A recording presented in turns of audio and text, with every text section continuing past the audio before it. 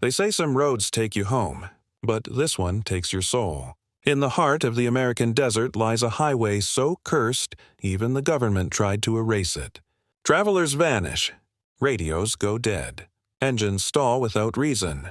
Locals whisper that once you drive past mile marker 37, you never drive alone again. This is the story of Route 666, the Devil's Highway. The desert stretches endlessly, silent and golden under a burning sun. A single road cuts through the sand like a wound. It looks ordinary, but every local knows. Once the sun sets, the air changes. Truckers call it the highway of no return. Police call it a coincidence, but the people who've driven it at night don't call it anything anymore. Route 66 was born in 1926, part of America's Great Highway Expansion, a proud project meant to connect Utah, Colorado, Arizona, and New Mexico. But almost immediately, strange reports began to surface. A pattern of deaths, a series of disappearances, and rumors of something watching travelers from the desert hills. By the 1950s, locals had given it a name, the Devil's Highway, and for good reason. It began with an accident that still haunts old newspaper records. June 1952. A family of 4 was driving south near Shiprock, New Mexico. No weather issues. Clear night. Their car was later found upside down, crushed into the sand. The father was still in the driver's seat, eyes open. The mother and 2 children were missing. Days later, search teams found them walking barefoot, miles away, sunburned, dehydrated, and repeating the same phrase over and over. He's on the road. By the 1960s, Route 666 had become a trucker's nightmare. Many refused to drive it after midnight. Some who did never returned. A veteran driver named Ray Collier told his story on a late-night radio show before vanishing a week later. He said he was driving alone when his CB radio crackled with static. A voice whispered, "Keep your eyes open." Moments later, his headlights caught something. A black dog running alongside his truck. Its eyes glowed red, keeping pace at 70 miles an hour. When he swerved to avoid it, he lost control. His rig flipped 3 times. He survived, but swore the dog bit into his tire before disappearing. Police reports confirmed no sign of any animal.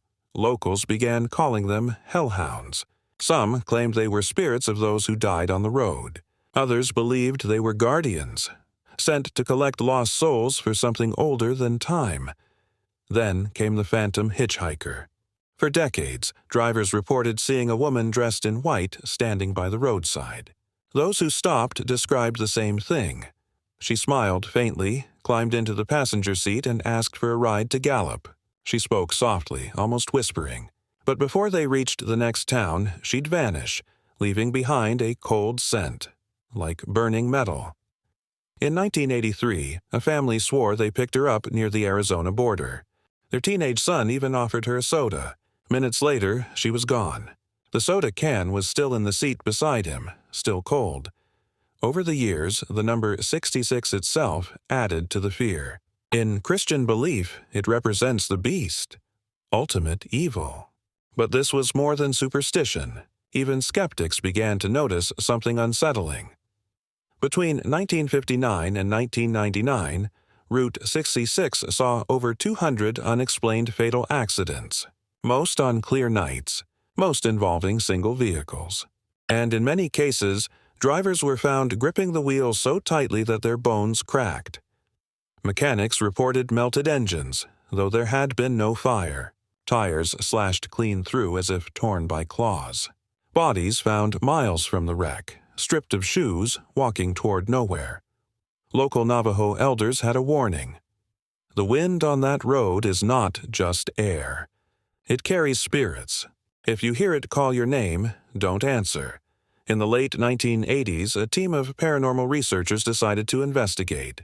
They set up camp near mile marker 37, the same place where most incidents occurred. Night 1 was calm. Night 2, their cameras began recording static. On the 3rd night, one of them disappeared. The footage recovered from his tent showed his flashlight flickering, a faint growl, and something moving behind the camera. His body was never found. That same year, a highway patrolman was found dead in his cruiser. The radio log captured his final transmission. Something's walking down the middle of the road. It's not human. Then silence. By the 1990s, Route 66 had become a tourist attraction for thrill seekers. Ghost hunters, satanic cults, and road trippers all came to challenge the Devil's Highway. Local residents begged the government to change the name, fearing it was attracting darkness, both spiritual and human.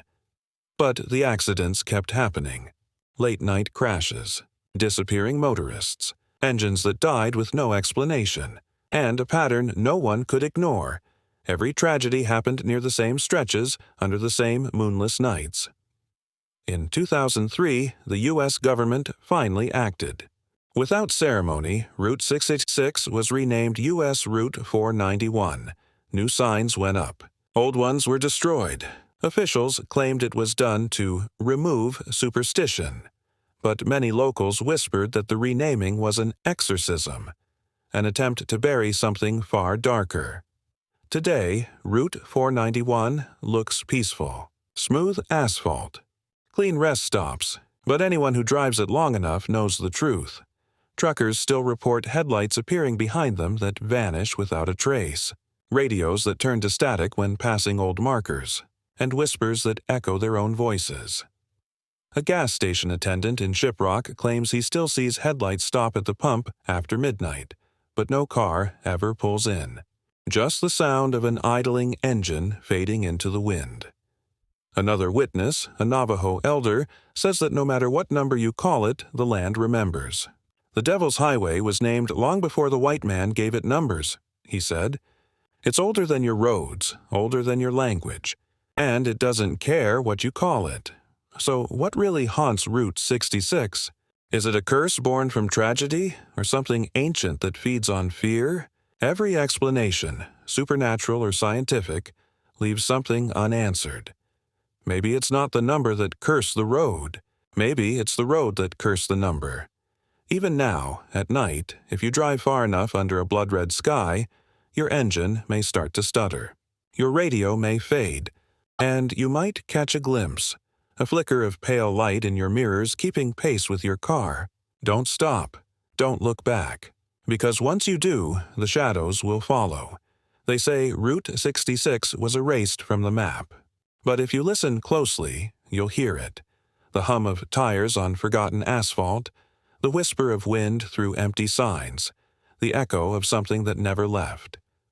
Some roads were built to connect places. This one connects worlds. And for those who drive it alone, it still waits. Final re-hook, closing scene. So the next time your GPS leads you through a lonely desert highway and your signal drops to nothing, remember this story.